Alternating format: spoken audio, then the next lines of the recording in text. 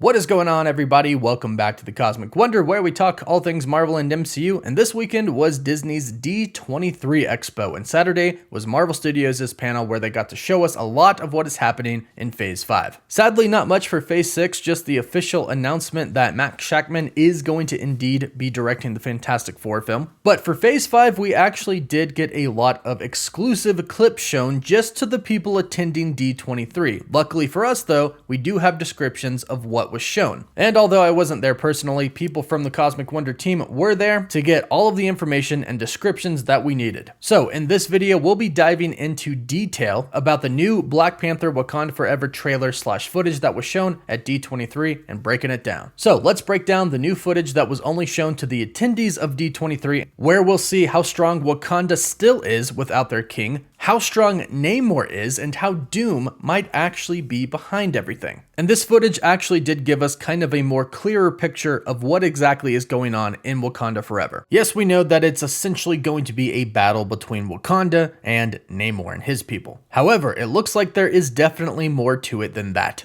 The trailer starts off by Queen Ramonda going to the United Nations Assembly at the UN, being questioned by multiple representatives, including a new character played by Richard Schiff. Queen Ramonda is being asked about vibranium and how it can be used as a weapon for mass destruction, facing criticism for its threat to global order. The French representative asks about how dangerous it is to use vibraniums for weapons of mass destruction, since vibranium is virtually undetectable by actual metal detectors. However, Queen Ramonda assures the assembly that Wakanda has a policy to never trade vibranium, not under any circumstances. Not because the element is dangerous on its own, but because of the potential it holds in other people's hands. Now, as she says this, the scene cuts to another scene that takes place in a Wakandan research center. We see a group of people with guns infiltrate the facility in search of vibranium tools. They find a vibranium-covered wall and markings, and when they get to it and activate it, the markings light up. Meanwhile, it cuts back to the Queen saying at the UN, "You perform civility here, but we know what you whisper in your halls of leadership and in your military facilities. The king is dead.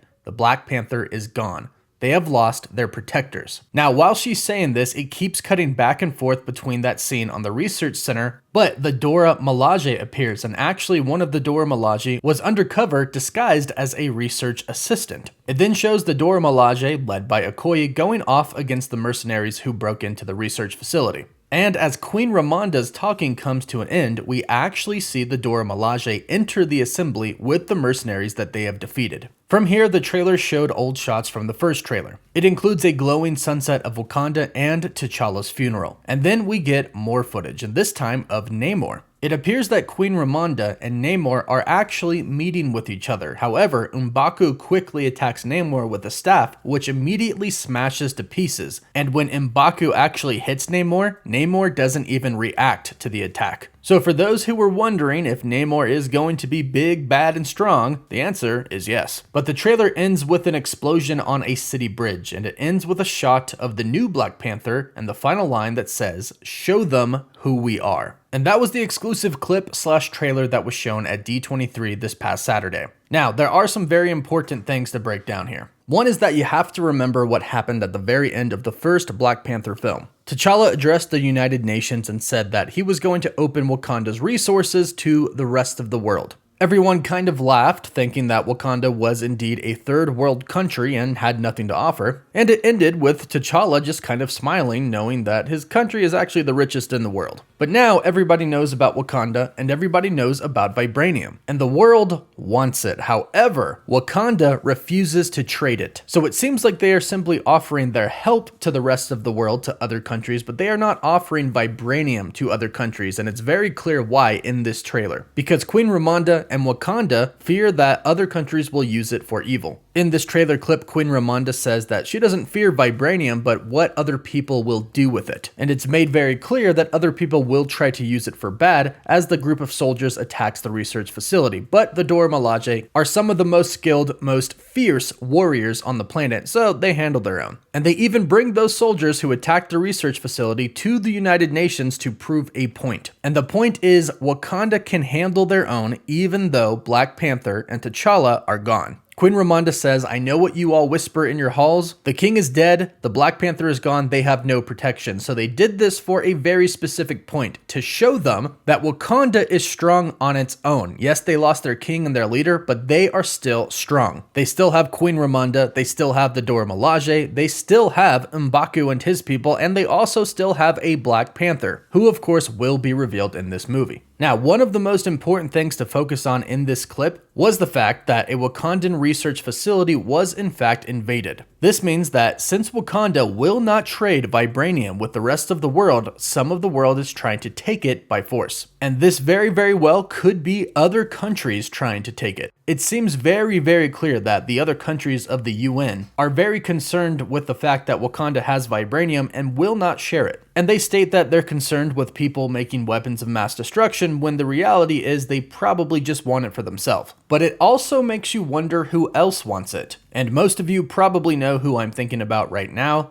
Victor Von Doom, aka Dr. Doom. There have been rumors going around for a while now that Dr. Doom will be in Wakanda Forever in some way, shape, or form. However, I would like to point out that this is not confirmed yet. We do not know for sure if he is going to be in the film, even though he is rumored to be appearing in a post-credit scene. We know that rumors can be wrong. Look at what happened at D23. However, saying that, I do think it makes a lot of sense, especially if we follow the Doom War storyline from the comics. This is very important to know, and I'll explain why. In the Doom War storyline, Doom helps the Desturi gain access to Wakanda. They actually dethrone T'Challa and Shuri and completely take over Wakanda, and they even put the X-Men Storm on trial because she is T'Challa's wife in the comics, at this point in time at least. And what's interesting is we learned that Doom actually infected all of Wakandans with food and water, putting nanites in them, allowing him to use these nanites and people basically as cameras. T'Challa, being the Black Panther, has heightened senses, so he realized and caught on to what was happening and didn't partake of any food or water, and told Shuri as well, so she didn't, and the both of them managed to escape. However, they quickly realized that Dr. Doom was only helping the Desturi so he could get into Wakanda and get vibranium. And the reason why is because Dr. Doom has discovered a secret that nobody else has known. It can amplify mystical energies, and its effects are infinite. And for somebody like Dr. Doom, who is already extremely strong with mystical energies, it can basically make Dr. Doom unstoppable. This is why I think in Wakanda Forever, Dr. Doom could be behind one of the groups at least, trying to break into Wakanda to steal some vibranium. In fact, he could even be behind Namor, whether that's directly or indirectly. Like I said, in the comics, Doom helps the Desturi to gain access to Wakanda's vibranium. He helps them essentially take over Wakanda. The same could be happening with Namor and the Atlanteans, although they won't be Atlanteans in the film. They're more likely going to be an ancient Aztec or Mayan race. Also, another scene that was shown during this clip at D23 was Riri Williams, aka Ironheart, conducting projects on vibranium, and from what we know, the projects are her making machines that can actually detect vibranium in the ocean. Now, this could clearly upset two people here. One, the Wakandans, and two, Namor. Obviously, Wakanda does not want vibranium getting out to the public, and obviously Namor does not want people going around his parts of the ocean, discovering his people. This is most likely how Riri Williams actually ends up in Wakanda. But this could actually be a part of Doom's plan. Send people into the ocean to look for vibranium using the technology that Riri Williams created to make Namor mad and go after Wakanda. Then, once Wakanda has been flooded, because we've seen that in the first trailer, and basically Wakanda taken out, Dr. Doom can then go in and get vibranium. Now again, this is just a theory, and right now the rumor has it that it's only going to be a post-credit scene where Doom shows up, if that is indeed true. However, with the Fantastic Four coming to the MCU in 2025 and Avengers Secret Wars coming to the MCU that same year, it doesn't make sense to not have Dr. Doom in the MCU, as he is one of the main villains of the Fantastic Four, and he is pretty much the main villain of Secret Wars. We get God Emperor Doom in that storyline. But let me know what you think about this in the comments down below. Do you think Doom could be behind Atlantis versus Wakanda? And of course, be sure to let me know what you think about this new footage that was shown at D23 in the comments down below. Please don't forget to like the video and subscribe to stay up to date on the MCU. And for live updates, you can always follow me on Instagram and Twitter. As always, thank you all so much for watching. Woof woof.